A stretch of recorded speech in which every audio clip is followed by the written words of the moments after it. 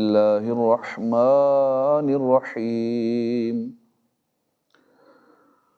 الرحمن علم القرآن خلق الإنسان علمه البيان الشمس والقمر بحسبان والنجم والشجر يسجدان۔ اللہ کے نام سے شروع جو نہایت مہربان رحمت والا۔ الرحمن، اس آیت کے شان نزول کے بارے میں ایک قول یہ ہے کہ جب سورہ فرقان کی آیت نمبر 60 نازل ہوئی جس میں رحمان کو سجدہ کرنے کا حکم دیا گیا تو کفار مکہ نے کہا کہ رحمان کیا ہے، ہم نہیں جانتے۔ اس پر اللہ تعالیٰ نے سورہ رحمان نازل فرمائی۔ الرحمن علم القرآن، رحمان نے قرآن سکھایا۔ کہ رحمان جس کا تم انکار کرتے ہو وہی ہے جس نے قرآن نازل کیا ہے، وہ رحمان ہے۔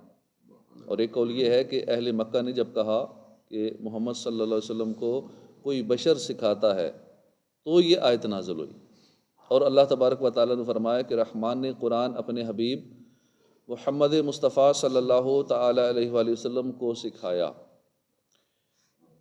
اس معنی کے اعتبار سے ان آیات سے 5 باتیں معلوم ہوئی۔ سورہ رحمان کی جو پہلی 2 آیات ہیں الرحمن علم القرآن، ان 2 آیات سے 5 باتیں معلوم ہوئی کہ قرآن پاک اللہ کی بہت بڑی نعمت ہے، اس لیے سب سے پہلے اس کا ذکر فرمایا۔ حضور اکرم صلی اللہ علیہ وسلم کے پاس قرآن پاک بظاہر حضرت جبرائیل علیہ السلام کے واسطے سے آیا، لیکن در حقیقت اللہ نے اپنے محبوب کو قرآن سکھایا۔ مخلوق میں سے حضور صلی اللہ علیہ وسلم کا کوئی استاد نہیں، بلکہ آپ کا علم مخلوق کے واسطے کے بغیر اللہ تعالیٰ کی عطا سے ہے۔ حضور اکرم صلی اللہ علیہ وسلم کو قرآن پاک کے متشابہات کا علم بھی دیا گیا، کیونکہ جب اللہ تعالیٰ نے سارا قرآن اپنے حبیب صلی اللہ علیہ وسلم کو سکھا دیا تو اس سارے قرآن کے اندر متشابہات بھی آ گئے کہ یہ بھی قرآن کا ہی حصہ ہے۔ اللہ تعالیٰ نے حضرت آدم علیہ السلام کو تمام اشیاء کے نام سکھائے، جیسا کہ فرمایا وَعَلَّمَ آدَمَ الْأَسْمَاءَ كُلَّهَا، اور اللہ نے آدم کو تمام اشیاء کے نام سکھا دیے۔ داؤد علیہ السلام کو زرہ بنانا سکھائی، وَعَلَّمْنَاهُ صَنْعَةَ لَبُوسٍ لَكُمْ، اور ہم نے تمہارے فائدے کے لیے اسے جنگی لباس کی صنعت سکھا دی۔ سلیمان علیہ السلام کو پرندوں کی زبان سکھا دی، پرندے جو بولتے تھے ان کو پتہ چل جاتا ہے کہ آپس میں کیا باتیں کر رہے ہیں یا مجھ سے کیا باتیں کر رہے ہیں۔ اور سلیمان علیہ السلام نے اس کا اظہار کرتے ہوئے فرمایا یا ایھا الناس علمنا منطق الطیر، اے لوگو ہمیں پرندوں کی بولی سکھائی گئی۔ حضرت عیسیٰ علیہ السلام کو میڈیکل کے بارے میں سکھایا، طب سکھائی، تورات اور انجیل کا علم عطا فرمایا، اور ارشاد باری تعالیٰ وَيُعَلِّمُ الْكِتَابَ وَالْحِکْمَةَ وَالتَّوْرَاةَ وَالْإِنجِیلَ، اور اللہ اسے کتاب اور حکمت اور توریت اور انجیل سکھائے گا۔ خضر علیہ السلام کو علم لدنی عطا فرمایا، اور ارشاد فرمایا وَعَلَّمْنَاهُ مِن لَدُنَّا عِلْمًا، اور اسے اپنے علم لدنی عطا فرمایا۔ اور اپنے حبیب صلی اللہ علیہ وسلم کو جو کچھ سکھایا اس کے بارے میں فرمایا الرحمن علم القرآن، رحمان نے قرآن سکھایا۔ ایک اور مقام پہ فرمایا وَإِنَّكَ لَتُلَقَّى الْقُرْآنَ مِن لَدُنْ حَكِيمٍ عَلِيمٍ، اور اے محبوب بے شک آپ کو حکمت والے علم والے کی طرف سے قرآن سکھایا جاتا ہے۔ ایک اور جگہ واضح طور پہ فرمایا وَعَلَّمَكَ مَا لَمْ تَكُنْ تَعْلَمْ، اور آپ کو وہ سب کچھ سکھا دیا جو آپ نہیں جانتے تھے۔ اس سے معلوم ہوا کہ سید المرسلین صلی اللہ علیہ وسلم کا علم تمام انبیاء کرام بلکہ تمام مخلوق سے زیادہ ہے۔ پھر بھی کوئی جاہل کہے ان پڑھ ہے، بد مذہبی کہتے ہیں، بد عقیدہ لوگ یہ باتیں کرتے ہیں تقریروں میں، درس و بیان میں ان پڑھ ہیں، اور سوشل میڈیا پہ بھی آج کل تو یہ بکواس کرتے ہیں حضور ان پڑھ ہیں، معاذ اللہ۔ یہ تو سب سے زیادہ علم والے ہیں، ساری مخلوق سے زیادہ، سارے انبیاء سے زیادہ علم والے، ان سے بڑا ہے کون؟ اللہ پاک نے سب کچھ سکھا دیا اپنے محبوب کو۔ خلق الانسان علمہ البیان، انسان کو پیدا کیا، اسے بیان سکھایا۔ اس آیت اور اس کے بعد والی آیت میں انسان اور بیان کے مصداق کے بارے میں مفسرین کے مختلف قول ہیں۔ ایک قول یہ ہے کہ یہاں انسان سے مراد دو عالم کے سردار محمد مصطفیٰ صلی اللہ علیہ وآلہ وسلم ہیں، اور بیان سے ما کانا و ما یکون، یعنی جو کچھ ہو چکا ہے، جو کچھ آئندہ ہوگا، یہ سکھا دیا. اس سے یہ مراد ہے بیان سے، علامہ البیان. کیونکہ نبی کریم صلی اللہ علیہ وسلم اولین و آخرین قیامت کے دن کی خبریں دیتے تھے. ایک قول یہ ہے کہ یہاں انسان سے مراد حضرت آدم علیہ السلام ہے، بیان سے مراد تمام چیزوں کے اسما ہے، تمام زبانوں کا بیان مراد ہے. بلکہ آج کل تو تمام زبانیں، جدید ٹیکنالوجی ہر چیز ثابت کرتی جا رہی ہے نا. آدم علیہ السلام کو سارا کچھ سکھا دیا، سارے نام سکھا دیے، ساری زبانیں سکھا دی. یہی پوچھ لیں آج کل اے آئی سے، چیٹ جی پی ٹی سے پوچھ لیں، پرپلیکسٹی سے پوچھ لیں، کسی اے آئی کے ٹول سے پوچھ لیں. ایک بندہ ہے وہ کئی زبانیں بول رہا ہے. ایک عام ٹول ہے وہ دنیا بھر کی ساری زبانیں اس کے اندر ہیں. اسے آپ پشتو بولیں، سندھی بولیں، اردو بولیں، انگلش، دنیا کی کوئی زبان بولے وہ آپ کو اس زبان میں بات کرے گا. ایک انسان کی بنائی ہوئی چیز دنیا کی ہر زبان جان رہی ہے. تو ایک قول یہ کہ یہاں انسان سے اس کی جنس مراد، یعنی آدم علیہ السلام اور ان کی تمام اولاد، اور بیان سے مراد گفتگو کی صلاحیت، جس کی وجہ سے انسان دیگر حیوانوں سے ممتاز ہوتا ہے. الشمس والقمر بحسبان، سورج اور چاند حساب سے ہیں. اس آیت میں اللہ تعالیٰ نے آسمانی نعمتوں میں دو ایسی نعمتیں بیان فرمائیں جو ظاہری طور پہ نظر آتی ہیں، یعنی سورج چاند ہمیں نظر آتا ہے، وہ نعمتیں ہیں. ان نعمتوں کی اہمیت کا اندازہ اس بات سے لگایا جا سکتا ہے کہ اگر سورج نہ ہوتا تو اندھیرا کبھی ختم نہ ہوتا. ابھی سورج نہ نکلے نا، رات ہی رہے گی، ہمیشہ کے لیے رات ہی رہے گی. اب جہاں نہیں نکلتا دنیا میں، وہاں 6 مہینے رات ہی رہتی ہے، 6 مہینے دن ہوتا ہے. اگر نہ پھر بھی نہ نکلتا تو پورا سال ہی رات رہتی. کتنی اللہ کی بہت بڑی نعمت ہے سورج. سارے گرینری، یہ سبزہ، یہ پھل، یہ سبزیاں، یہ سب فصلیں، یہ سورج نہ ہوتا کہاں سے ہوتے؟ یہ کتنی بڑی اللہ کی نعمت ہے. کبھی اس پہ شکر ادا کیا؟ توجہ نہیں جاتی ان نعمتوں کی طرف. تو سورج کی نعمت پر بھی شکر ادا کرنا چاہیے، چاند کی نعمت پر بھی شکر ادا کرنا چاہیے. تو سورج اگر نہ ہوتا اندھیرا کبھی ختم نہ ہوتا. اگر چاند نہ ہوتا تو بہت ساری ظاہری نعمتیں ختم ہو کے رہ جاتی. اور ان کا سب سے بڑا فائدہ یہ ہے کہ سورج اور چاند معین اندازے کے ساتھ اپنے اپنے بروج اور منازل میں حرکت کرتے ہیں. کیونکہ اگر سورج حرکت کرنے کی بجائے ایک جگہ کھڑا رہتا اس سے کوئی بھی فائدہ نہیں اٹھا سکتا.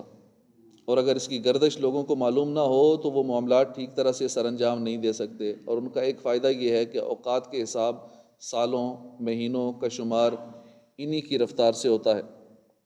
وَالنَّجْمُ وَالشَّجَرُ يَسْجُدَانِ، اور بغیر تنے والی نباتات اور درخت سجدہ کرتے ہیں. یہاں نجم سے مراد زمین سے پیدا ہونے والی وہ نباتات ہیں جو تنا نہیں رکھتی، جیسے سبزہ ہے، انگور کی بیل ہے. اور شجر سے مراد وہ نباتات ہیں جو تنا رکھتی ہیں، جیسے گندم ہے، جو ہے، درخت وغیرہ ہے. اور ان کے سجدہ کرنے سے مراد یہ ہے کہ جو ان درختوں کے سائے ہیں نا، یہ سجدے میں، سایہ ہر وقت ہی سجدے میں.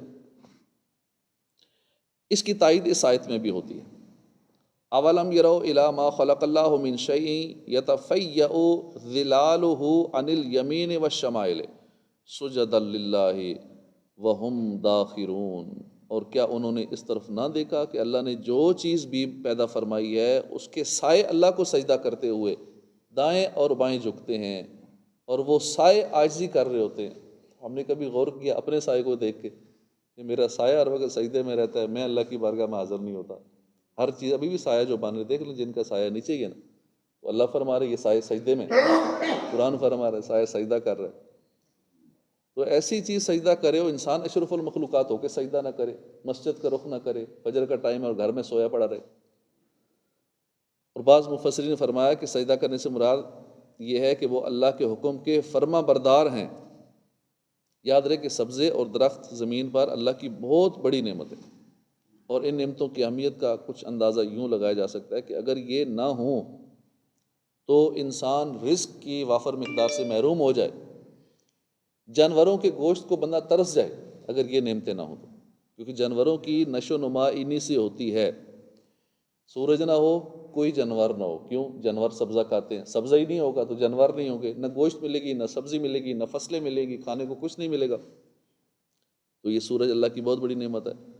جانور کیسے پلیں گے؟ جب جانور پلے پڑیں گے نہیں تو انسان اس کا گوشت کہاں سے حاصل کرے گا؟ وَالسَّمَاءَ رَفَعَهَا وَوَضَعَ الْمِيزَانَ اللہ تطغوا فی المیزان، اور آسمان کو اللہ نے بلند کیا اور ترازو رکھی کہ تولنے میں ناانصافی نہ کرو۔ اللہ تعالیٰ نے آسمان کو محل اور رتبے کے اعتبار سے بلند پیدا فرمایا ہے۔ محل کے اعتبار سے بلندی تو ظاہر ہے کہ آسمان زمین سے اونچا ہے، جبکہ رتبے کے اعتبار سے آسمان کی بلندی یہ ہے کہ وہ فرشتوں کا مسکن ہے، اور یہیں سے اللہ کے احکام صادر ہوتے ہیں۔ وَوَضَعَ الْمِيزَانَ، اور ترازو رکھی۔ ایک قول یہ ہے کہ یہاں میزان سے مراد عدل کرنا ہے۔ اس صورت میں آیت کا معنی یہ ہے کہ اللہ تعالیٰ نے مخلوق کے درمیان تمام معاملات میں عدل کرنے کا حکم دیا، اور ایک قول یہ ہے کہ میزان سے مراد وہ تمام آلات ہیں جن سے اشیاء کا وزن کیا جائے اور ان کی مقداریں معلوم ہو سکیں، جیسے ترازو ہے، اسکیل، اشیاء ناپنے کے آلات، پیمانے وغیرہ وغیرہ۔ اس صورت میں آیت کے اس حصے اور اس کے بعد والی آیت کا معنی یہ ہے کہ اللہ تعالیٰ نے زمین پر اشیاء ناپنے اور تولنے کے آلات پیدا فرمائے، اور اپنے بندوں پر لین دین کے معاملات میں عدل قائم رکھنے اور برابری کرنے کے احکام نافذ فرمائے، تاکہ وہ ناپ تول میں نا انصافی نہ کریں اور کسی کی حق تلفی نہ کریں۔ اللہ تعالیٰ کی جس نعمت کا بیان اس آیت میں ہوا ہے، اس کی اہمیت کا اندازہ اس بات سے لگایا جا سکتا ہے کہ لوگ اپنے ساتھ غبن اور دھوکہ دہی پسند نہیں کرتے، اور نہ ہی کوئی اس بات پر راضی ہوتا ہے کہ دوسرا شخص کسی چیز میں اس پر غالب آ جائے، چاہے وہ چیز معمولی سی کیوں نہ ہو۔ لہٰذا اگر ناپ تول کے معاملات میں عدل و انصاف اور برابری نہ ہو تو معاشرے میں جھگڑے اور فسادات برپا ہوں گے، اور آپس میں بغض و عناد پیدا ہوگا، وہ کسی عقل مند سے ڈھکا چھپا نہیں۔ حضرت قتادہ رضی اللہ تعالیٰ عنہ اسی آیت کی تفسیر میں فرماتے ہیں، اے انسان تو دوسروں کے ساتھ اسی طرح انصاف کر جس طرح تجھے پسند ہے کہ تیرے ساتھ انصاف کیا جائے، اور تو دوسروں کو اسی طرح پورا پورا ناپ تول کر دے جیسے تجھے پورا پورا ناپ تول کر لینا پسند ہے، کیونکہ عدل و انصاف ہی سے لوگوں کے حالات درست رہ سکتے ہیں۔ یہاں ہم ملکی سطح پہ کہتے ہیں انصاف نہیں ہے، عدل ہونا چاہیے، قانون نہیں ہے، میرے ساتھ انصاف نہیں ہوا۔ پہلے دیکھ لیں ہم کتنا انصاف کر لیں۔ اگر کسی نے ریڑھی بھی لگائی ہوئی ہے، کسی کا چاہے چھوٹا سا بھی کاروبار ہے، وہ بھی کوشش کرتا ہے کہ میں ہاتھ کی صفائی دکھاؤں، میں اگلے کو چونا لگاؤں، میں کس طرح اسکیل میں گڑبڑ کروں۔ نئے نئے ایسے ایسے طریقے نکالے ہوئے ہیں کہ عوام کو نہیں پتہ کہ ہاں یوں بھی ہوتا ہے۔ کبھی نیچے مغناطیس چپکا دیں گے، کبھی کوئی اور ایسی ٹرک ایسی کریں گے کہ ناپ تول کرتے ہوئے بس کم تولے، اگلے کو مال کم جائے۔ جب ہمیں مال ملنا ہو تو زیادہ ملنا چاہیے، جب کسی اور کو تول کے دینا ہے تو اگلے کو تھوڑا جانا چاہیے۔ اسکیل میں گڑبڑ کریں گے، اور یہ بھول جاتے ہیں کہ اس سے اپنی روزی کو حرام کر رہے ہیں، سارا دن محنت کر رہے ہیں، اور اس طرح کی حرکت کر کے دو نمبری کر کے سامنے اچھی چیز لگائی ہوگی، چھپا کے بری چیز رکھی ہوگی، خراب مال چھپا کے رکھا ہوگا، اور ایسی ہاتھ کی صفائی دکھائیں گے کہ ادھر سے گندا مال بیچ میں ڈال دیں گے۔ بندے کو سمجھ نہیں لگتی، شاپر کو ایسا پکا بند کرتے ہیں کہ گھر جا کے کھولے پتہ لگے بھائی یہ کیا نکلا اندر سے۔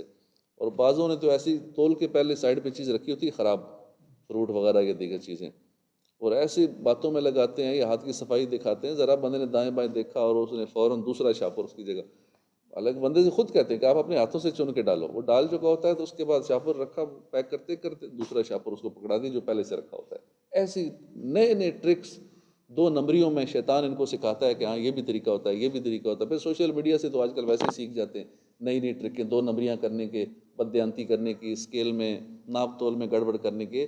تو یہ سارا کچھ کر کے اپنے ساتھ ظلم کر رہے ہوتے ہیں، کہ جس سے بھی زیادتی کی، ایک تو بروز قیامت اس کی نیکیاں، اس کو نیکیاں اپنی دینی پڑیں گی، اس کے گناہ اپنے ساتھ لینے پڑیں گے۔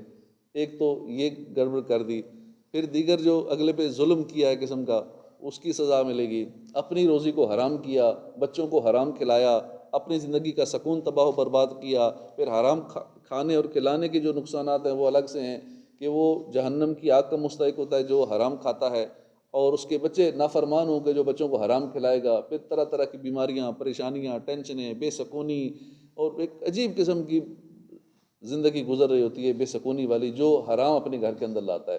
اس لیے بہت احتیاط کرنی چاہیے، ناپ تول کے معاملات میں گڑبڑ نہیں کرنی چاہیے۔ اسی طرح کوئی بھی رزق حلال کا ذریعہ ہے وہ صحیح انداز میں شریعت کے مطابق سیکھ کر ہمیں رزق حلال کے معاملات کرنے چاہیے۔ اللہ پاک توفیق عطا فرمائے۔